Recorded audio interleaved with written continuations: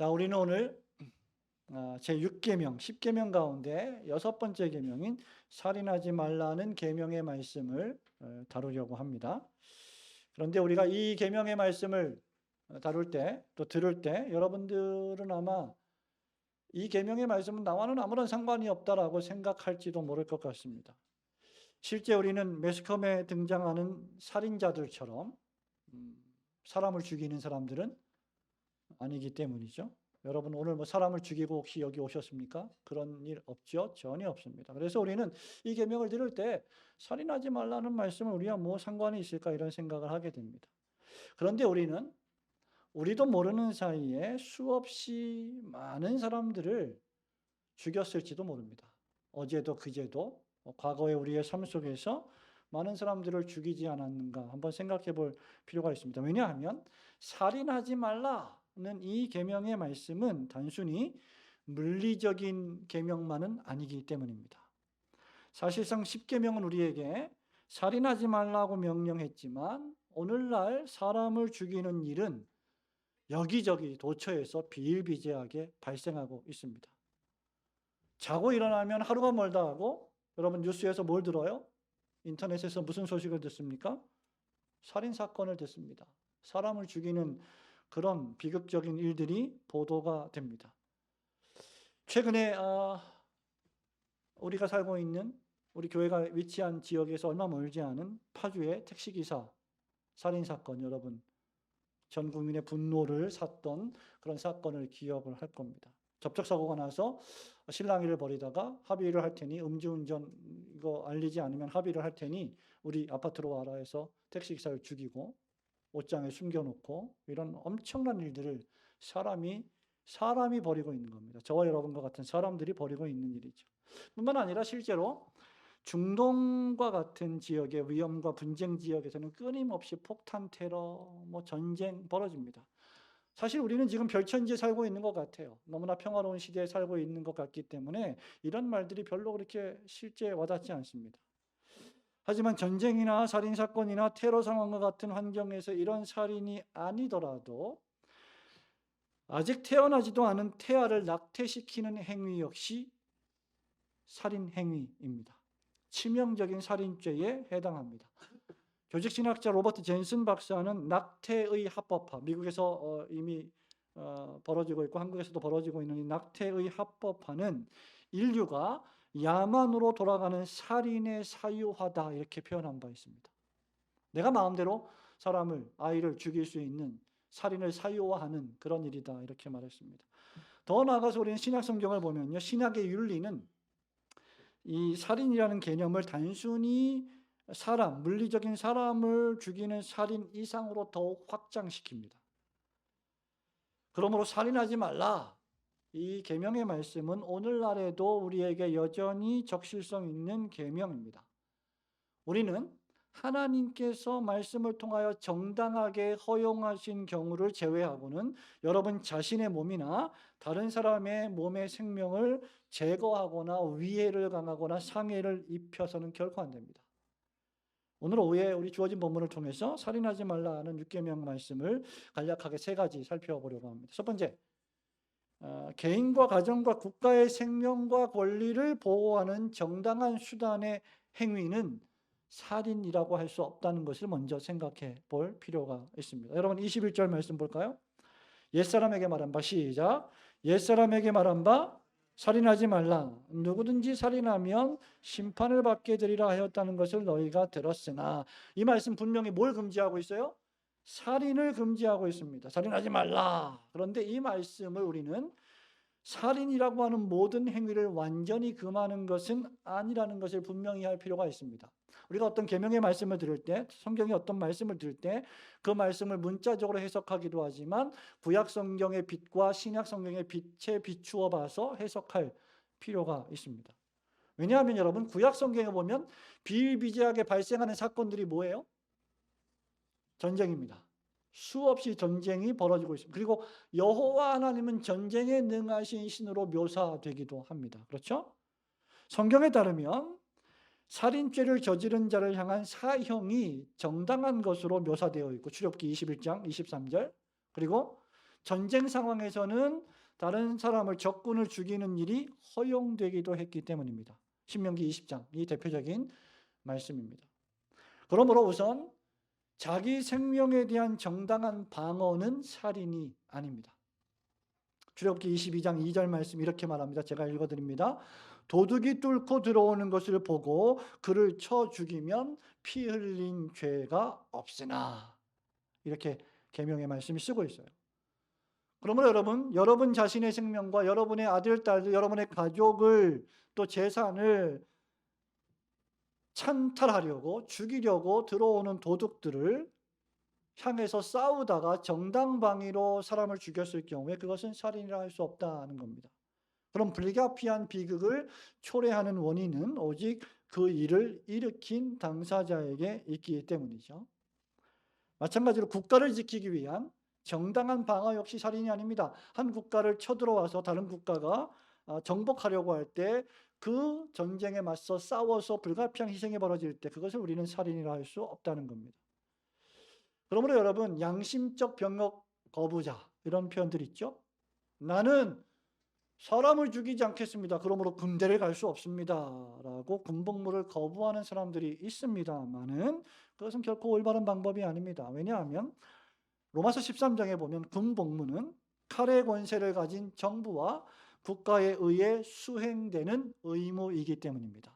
성경이 허용을 했고 국민의 의무 가운데 하나가 국방의 의무이기 때문입니다. 로마서 13장에 따르면 우리 예수님은 국가 통치자들에게 범죄자를 처벌할, 형벌할 권세를 주셨습니다. 그런데 여기에 하나의 전제가 있어요. 반드시 전제되어야 할 것이 있습니다. 그것이 뭐냐면 여러분 주보 3페이지에 제69문답입니다. 우리 소요리 문답 69문답을 우리가 한번 같이 낭독해 보도록 합니다. 제가 묻습니다. 69문답 문, 6번째 계명에서는 무엇이 금지됩니까? 시작. 6번째 계명은 우리 자신의 생명이나 이웃의 생명을 부당하게 제거하는 것뿐만 아니라 이와 같은 경향이 있는 것은 무엇이라도 금합니다. 여러분 69문답이 시사하는 바는 무엇입니까? 사람이 사람을 해치려고 하거나 죽이려고 할 땐 정당성이 있어야 한다는 겁니다. 그래서 전쟁도 우리 신학자들이 그런 표현을 쓰죠. 정당 전쟁론이라는 게 있어요. 전쟁을 벌일 수밖에 없는 정당한 이유가 있어야 한다는 거죠.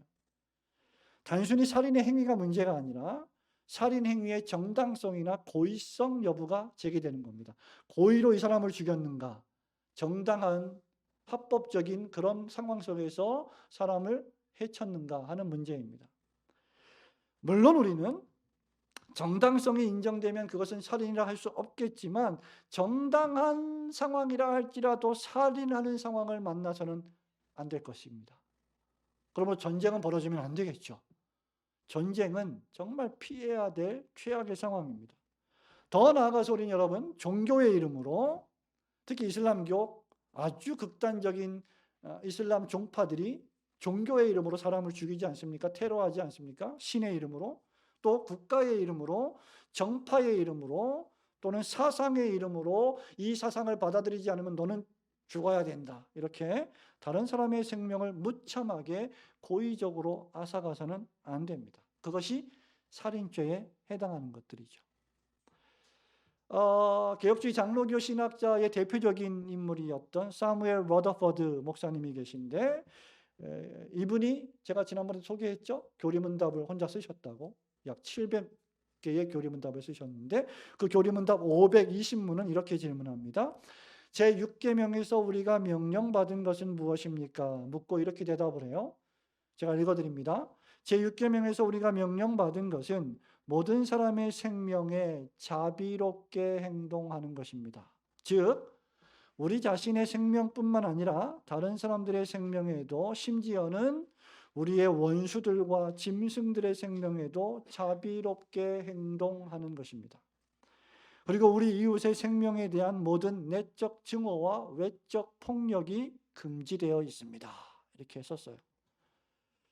그러나 여러분 이런 일을 제외한 고의가 아니며 부당하지 않게 자신의 생명과 가족의 생명에 살인의 위협에 직면했을 때 극단적인 경우에 벌어진 일은 살인이라 할 수 없습니다. 여러분 집에 강도가 밤에 자고 있는데 쳐들어왔어요. 재산을 훔쳐가려고 쳐들어왔는데 여러분 그렇게 재산을 강탈하려고 쳐들어와가지고 반항을 하니까 죽이려고 합니다. 그럼 그걸 보고 여러분의 아빠가, 여러분의 아버지가 나는 살인하지 않을 거야. 살인하지 말라는 계명을 나는 믿어. 나는 그래서 가만히 있을 거야. 그리고 여러분 다 죽인다 그러면 그 부모는, 그 아버지는 정말 이상한 아버지일 겁니다. 있을 수 없는 일이죠. 가족이 생명의 살인의 위협에 직면했을 때 이 극단적인 경우에 정당하게 벌어진 일은 살인이라 할 수 없다는 거죠. 사형제도 역시 바람직한 제도는 아니지만 그 제도 자체가 비성경적이라고 할 수도 없습니다. 왜냐하면 사형에 해당할 만큼 중대한 범죄를 저지른 자를 형벌하는 제도이기 때문입니다. 국가가 이러한 중범죄를 벌인 살인자들을 형벌하지 않는다면, 약하게 처벌한다면 그에 의하여 죽어간 수많은 죄 없는 사람들을 보호하는 일에 실패하는 것이기 때문입니다. 그러므로 우리가 살인하지 말라는 6번째 계명을 이해할 때는 먼저 모든 살인이 전부 다 살인은 아니다라는 것을 염두에 두고 살인하지 말라는 계명의 진정한 의미를 이해하시기를 주님의 이름으로 축원합니다. 두 번째로 사람을 죽이지 않고도, 우리가 실제로 사람을 죽이지 않고도 살인을 저지를 수 있다는 사실을 여러분들은 기억해야 합니다. 우리 22절 말씀 볼까요? 마태복음 5장 22절입니다. 읽습니다. 시작. 나는 너희에게 이르노니 형제에게 노하는 자마다 심판을 받게 되고 형제를 대하여 나가라 하는 자는 공회에 잡혀가게 되고 미련한 놈이라 하는 자는 지옥불에 들어가게 되리라. 아멘. 여기서 이제 이 제외될 사람들이 별로 많지 않을 거예요. 우리 지옥에 수백 번 왔다 갔다 했을 겁니다, 아마. 여기 보면 여러분, 여기 형제에게 노하는 자마다 심판을 받게 되고 형제에게 뭐라고 하는 자? 나가버려 이거 아니에요. 라가예요, 라가. 라가라 하는 자는 심판을 받게 된다고 했는데 라가라고 하는 그 당시에 아람어입니다. 아람 방언인데 경멸의 용어로서 히브리인들이 자주 쓰던 욕설 가운데 하나입니다. 라가 하면 이 바보 같은 놈, 아이고 저 바보 같은 놈 저거 이거예요. 바보 천치 같은 놈. 사람을 함부로 비방하고 함부로 경멸할 때 쓰는 용어입니다. 이런 거 배우지 마세요. 이런 경우에 뭐에 해당된다? 심판을 받는 살인죄에 해당된다. 그러므로 여러분 신약 성경은요 더 확장된 윤리를 적용합니다. 구약은 율법과 계명에만 저촉되는 행위를 죄라고 규정하고 살인이라고 규정해요. 그래서 마음의 동기, 모티베이션, 마음은 별로 관계가 없어. 실제 사람을 때렸느냐 죽였느냐 이게 구약의 율법에서는 문제가 되는 행위였습니다. 그런데 신약에 오면 신약의 윤리는 훨씬 더 확대됩니다. 행위의 윤리에서 마음의 윤리까지 확장됩니다. 한번 따라해 볼까요? 행위의 윤리, 마음의 윤리. 여러분이 무슨 말입니까? 실제 형제를 죽이지 않았습니다. 다른 사람을 죽이지 않았습니다. 실제 형제를 죽이지 않았어도 형제를 죽이려고 하는 의도와 인텐션, 의도와 모티베이션, 동기가 마음에 있었다면 그것이 바로 지옥불에 들어갈 만큼 중대한 죄가 된다는 겁니다. 그래서 여러분 많은 사람들이요 실제 사람을 죽이지 않는 선에서 6계명을 나는 지켰습니다 라고 말하는 거예요. 그렇죠? 안 죽였어요 사람을 우리는. 그런데 마음의 악독함과 분노와 시기와 질투가 가득한데도 우리는 안 죽였다 이렇게 말하는 거죠. 구약적으로 보면 맞아요. 신약적으로 보면 틀립니다. 실제 사람을 물리적으로 죽이지 않았어도 나의 생각과 말과 행동으로 어떤 사람의 인격을 짓밟았다면 그는 살인의 죄를 저지른 것입니다. 우리 부모님들 정말 조심해야 합니다. 우리 자녀들에게. 분노하는 감정으로 자녀들을 욕하고 혼낼 때 우리 살인을 저지르는 거예요. 정말 조심해야 됩니다. 그래서 여러분 오늘날 인격살인이라는 용어가 등장하는 거죠. 우리 자녀들도 마찬가지입니다. 부모를 향해서 분노의 감정이 일어나서 분노스러운 말과 생각과 동기를 한다면, 동기를 가진다면 그거 살인하는 겁니다. 우리 아빠는 없었으면 좋겠어. 사라졌으면 좋겠어. 이런 말도 종종 우리가 듣지 않습니까? 매스컴에서. 그리고 또다시 여러분, 사무엘 로더퍼드의 교리문답 521문답은 이렇게 질문합니다. 제6계명에서 금지되어 있는 내적 증오는 무엇입니까? 이 증오라는 게 혐오, 증오라는 게 살인이라는 거죠. 그리고는 이렇게 세 가지를 말합니다. 세 가지. 크게 세 가지. 첫째, 격렬하게 내는 화. 화 잘 내는 분들 조심하세요. 두 번째, 증오. 왜 다른 사람을 쳐다봐요? 세 번째, 측은히 여기는 마음이 없음. 심술궂음, 복수하려는 열망과 시기심, 해가 지도록 품는 원한 혹은 분노가 그것입니다. 크게 세 가지예요. 격렬하게 내는 화, 증오심, 측은히 여기는, 불쌍히 여기는 마음이 없는 것. 여러분, 우리의 정치판을 보세요. 사회를 보십시오. 물론 긍정적인 부분들도 있습니다만은 부정적인 일들이 얼마나 많습니까? 여러분, 직장 상사를 보십시오. 직장 부하를 보십시오. 직장에서의 어떤 삶의 모습을 보세요. 정말 피곤합니다. 하루에도 수십 번씩 사람을 죽입니다.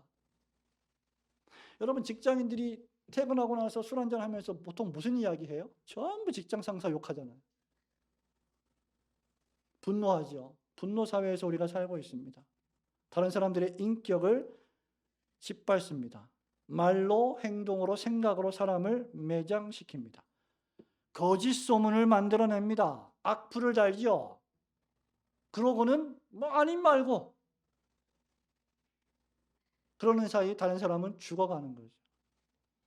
도무지 사과하지 않습니다. 얼마나 뻔뻔스러운지, 거짓말을 그렇게 해놓고 나쁜 소문을 그렇게 퍼뜨려 놓고 그게 거짓으로 판명이 났는데도 사과를 하지 않아요. 유감스럽습니다. 유감이 사과예요? 내가 잘했을 때, 내가 잘못한 게 없을 때 유감스럽다는 말을 쓰는 거죠. 그게 우리가 살고 있는 세상의 모습입니다. 도무지 사과하지 않습니다. 도무지 내가 잘못했습니다 말하지 않습니다. 바울이요, 에베소서 4장 26절에서 우리 지난 여름에, 가을이었죠. 전교인 가족 수련회 할 때 말씀 공부했습니다만은 4장 26절에 이런 말씀이 있습니다. 분을 내어도 뭐 하지 말고 죄를 짓지 말며, 해가 지도록 뭘 품지 말라? 분을 품지 말라. 하루 종일 분노하는 마음으로 가지고 있다가 잘 때도 분노하는 마음을 갖고 자면 그 분노가 자기를 삼킨다는 겁니다. 죄인들은 생각과 마음과 말과 행동으로 살인을 합니다. 특별히 마음과 이 혀로 말하는 이 말은 우리가 다른 사람을 죽이는 살인의 최적의 도구 가운데 하나입니다. 사람이 마음에 분노를 품게 되면 그게 나오게 되어 있어요. 말하게 되어 있고 행동하게 되어 있습니다. 그러다 보면 실수하고 죄를 짓게 될 가능성이 큽니다. 그렇게 야고보 선생님, 오늘 우리가 야고보서 3장 성경 낭독했죠? 그죠, 여러분? 신기해요. 이거 뭐 맞춘 게 아닌데 이런 말씀이 우리가 또 살펴보는 말씀이죠. 3장 2절 3절에 보면 우리가 다 실수가 많으니 만일 말에 실수가 없는 자라면 곧 온전한 사람이라 능히 온몸도 굴레시우리라. 우리가 말들의 입에 재갈 물리는 것은 우리에게 순종하게 하려고 온몸을 제어하는 것이다 라고 했습니다. 잠언 10장 19절에도 솔로몬 왕이 이렇게 말합니다. 말이 많으면 허물을 면하기 어려우나 그 입술을 제어하는 자는 지혜가 있느니라. 여러분, 그러므로 신자는 외면적 율법 준수에만 만족할 것이 아니라 이 말씀의 내면적인 준행에 힘써야 합니다. 마음을 다스려야 하고 입술을 다스려야 합니다. 말하기 전에 생각하고 또 생각하고 기도해야 합니다. 급히 말을 내는 것은 실수하기 매우 쉬운 일이기 때문입니다.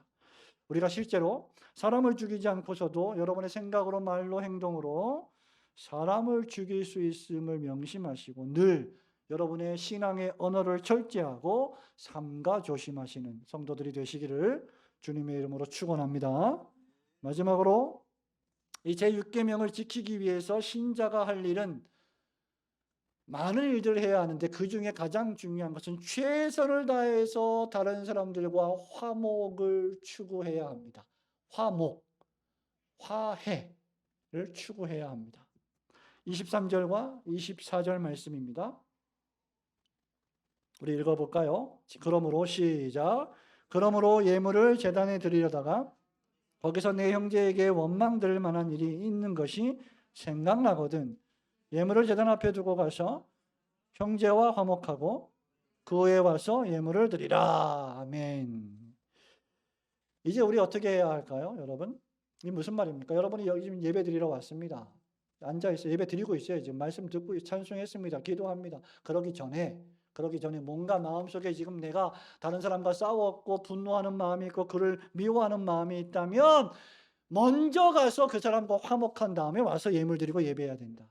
그렇지 않으면 이 예배는 하나님 받으시기 어렵다. 결론이 그거예요.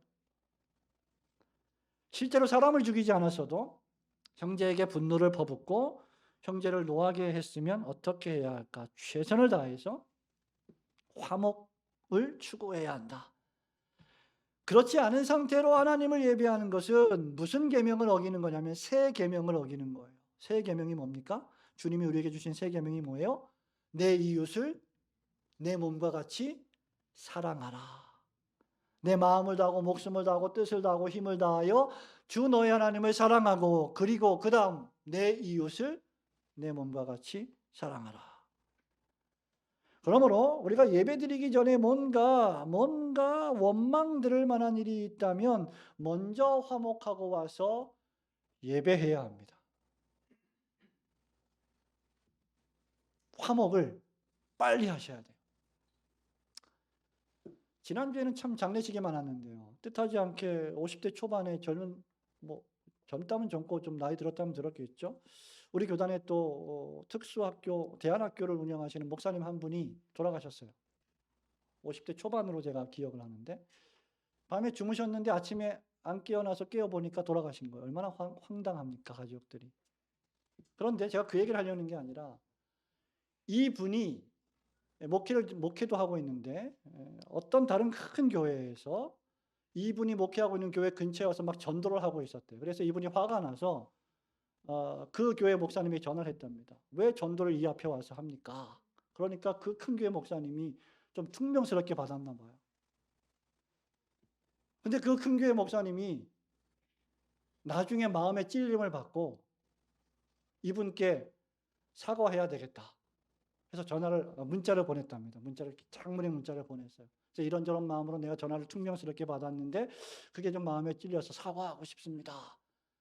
근데 이 작은 교회 목사님이 백내장 수술을 최근에 이제 하셔갖고 요거 마치고 나면 뵙겠습니다.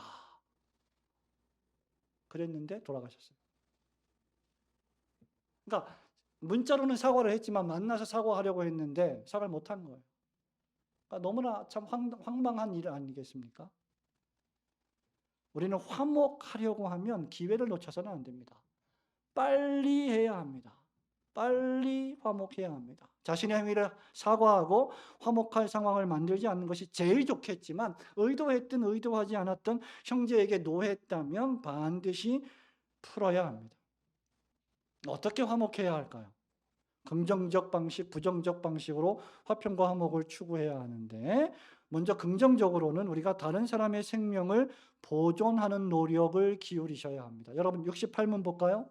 주보에 소열의 문답 68문답 여섯 번째 계명에서는 무엇이 요구됩니까? 읽습니다. 시작.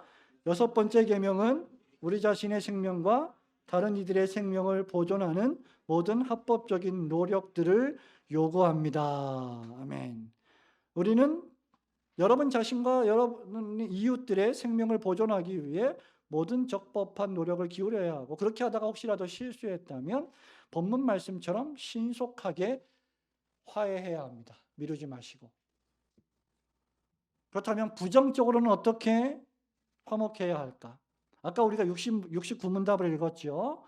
우리 자신의 생명이나 이웃의 생명을 부당하게 제거하는 것뿐 아니라 이와 같은 경향이 있는 것은 무엇이라도 금합니다. 실제 사람을 죽였거나 또는 죽이려고 하는 경향까지라도 우리는 금해야 된다.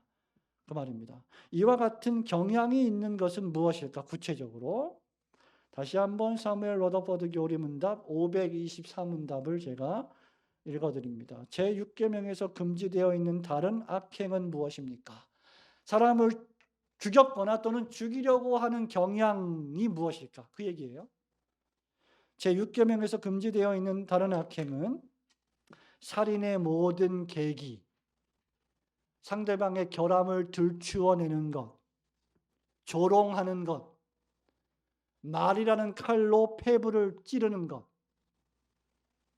아울러 증오에 찬 저주스러운 모든 말, 놀랍게도 그 다음 얹지 않은 얼굴을 하는 것. 여러분 얼굴 좀 보세요. 얹지 않습니까 지금? 얹지 않은 얼굴을 이게 다른 사람을 죽이진 않았지만 죽인 것과 방불한 인텐션, 경향을 갖고 있다는 거죠. 자기 자신을 쳐다봐야지 자꾸 다른 사람을 봐요. 언짢은 표정을 하는 것. 그다음 곧 무서운 얼굴을 하는 것. 경멸하며 코웃음 치는 것. 그다음 또 재미있는 말씀이 있어요. 우리의 건강을 상하게 하기까지 과식하는 것. 네? 과식도 자기 자신의 생명을 해하게 하는 그런 일이라는 거예요. 마지막으로 많은 사람들이 다니는 길과 다리와 계단이 훼손되었는데도 고치지 않는 것. 예. 이런 것들이 다른 사람을 죽이지 않았어도 죽일지도 모르는 인텐션을 갖고 있다는 겁니다. 이런 것까지도 제거해야 한다는 거죠. 성도 여러분, 우리는 우리의 모든 사회생활을 통해서 법적으로 도덕적으로 최선의 노력을 기울여 나의 생명과 다른 사람의 생명을 보호하고 보존하려는 노력을 아끼지 않아야 합니다. 현대사회는 다른 사람을 죽여서라도 내가 올라갈 수 있다는 그게 현대사회의 법칙이에요. 그러나 그리스도인들은 그래서는 안 된다는 거죠. 동시에 나의 생명이나 타인의 생명에 손해가 가는 부당한 행위나 성향을 살펴서 제거해야 합니다. 내 생명이 귀한 만큼 타인의 생명도 귀해요. 내 자식이 아름다운 만큼 타인의 자식들도 귀하고 아름답습니다. 어디 함부로 대합니까? 어디 백화점에서 아르바이트 한다고 따귀를 때리고 그런 갑질을 합니까? 말도 안 되는 짓들이죠. 있을 수 없는 일들입니다. 유치원 잘 나와야 돼요. 그래서 유치원 교육 잘못된 거예요. 그건 진짜 말도 안 되는 거예요. 왜냐하면 모든 사람들이 하나님의 형상으로 지음받은 존재이기 때문이고, 사람을 이렇게 죽이고 경멸하는 것은 하나님의 형상을 훼손하는 일이기 때문입니다. 그러므로 아무런 까닭 없이 타인의 피를 흘리는 행위는 하나님의 저주와 심판을 면키 어려울 것입니다. 여러분 자신의 생명과 타인의 생명을 보존하고 유지시키기 위한 최선의 노력을 기울이시는 성도들이 되시기를 주님의 이름으로 축원합니다. 우리 성도 여러분, 말씀을 맺습니다. 6계명은 단순히 타인의 생명만이 아니라 여러분 자신의 생명을 해치는 것을 포함하고 있어요. 자신의 생명을 위험에 처하게 만드는 생각과 모든 행위가 죄악된 생각과 행위가 됩니다. 우리는 생명을 가지고 장난을 쳐서는 안 돼요. 생명 하나밖에 없습니다. 물론 우리는 예수님을 믿는 믿음으로 말미암아 하나님 나라에서 영생하겠지만 지상에서의 육신적 생명은 단 한 번밖에 없어요. 나 한 번 죽었다가 다시 살아볼까? 불가능합니다. 그러므로 우리는 생명을 가지고 장난을 쳐서는 결코 안 됩니다. 생명을 담보로 유의와 쾌락의 도구로 전락시켜서도 안 됩니다. 생명이라고 하는 것을 위험스럽게 만드는 무모한 도전, 무모한 오락을 삼가 조심해야 합니다. 여러분 1세기의 로마 시대에는 글래디에이터 아시죠? 영화? 검투사. 주로 이제 그리스도인들을 그렇게 훈련시켜가지고 맹수와 싸우게 하고 칼 줘서 사자와 싸우게 하고 그런 것들을 로마인들이 관람하고 즐기는 큰 콜로세움이라는 극장에서, 지금도 로마에 가시면 그 콜로세움이 어마어마합니다. 지금 현재 현재 보존되어 있는 콜로세움은 원래 그 당시 2000년 전의 콜로세움의 절반밖에 안 돼요. 그럼에도 불구하고 어마어마하게 큽니다. 그리고 그 경기장 바닥 밑에는 수십 개의 방으로 구성되어 있어서 짐승들이 있고 검투사들이 그 밑에서 올라오는 그런 구조로 되어 있습니다. 과거 검투사들의 경기였던 글라디에이터. 저도 뭐 아주 가끔씩 봅니다만은 요즘 유행하는 UFC, 격투기, 뭐 투사 경기, 소위 생명을 담보로 하는 극한 경기라고 불리는 익스트림 스포츠 같은 거, 이런 것들 바람직하지 않습니다. 취미로 하는 것은, 건강을 위해서 하는 것은 바람직합니다. 그러나 진짜 이것을 목숨을 위태롭게 하는 경기로 하는 것은 대단히 위험한 일이다. 여러분, 옛날에요, 캐나다나 미국에 가시면 나이아가라 폭포 있죠? 나이아가라 폭포를 좌우에 육지에다가 큰 동아줄을 메워서 거기를 건너가는 그런 경기가 있었어요. 그거 건너가다가 나이아가라 폭포에 떨어져서 죽는 사람이 참 많았습니다. 그 뭐예요? 생명을 담보로 오락을 즐기는 겁니다. 또 여러분, 요즘 유튜브 시대 아닙니까? 유튜브 잘 만들면 뭘 벌어요? 모르시는군요. 떼돈을 법니다. 네. 그래서 여러분, 고층 빌딩에 맨손으로 올라가서 카메라 달고 맨손으로 고층 빌딩에서 기어 올라가는, 난간에 기대는, 그죠? 그런 걸 찍어요. 그럼 그건 뭐 수천, 수만, 수억 뷰가 되죠. 그럼 돈 많이 버는 겁니다. 그러다 죽어요. 죽었잖아요. 많은 경우에 죽지 않습니까? 여러분, 이런 것들이 자신의 생명을 담보로 쾌락을 즐기는 현대인의 모습입니다. 더 나아가 우리는 나의 생명뿐 아니라 다른 사람들의 생명을 적극적으로 보호해야 합니다.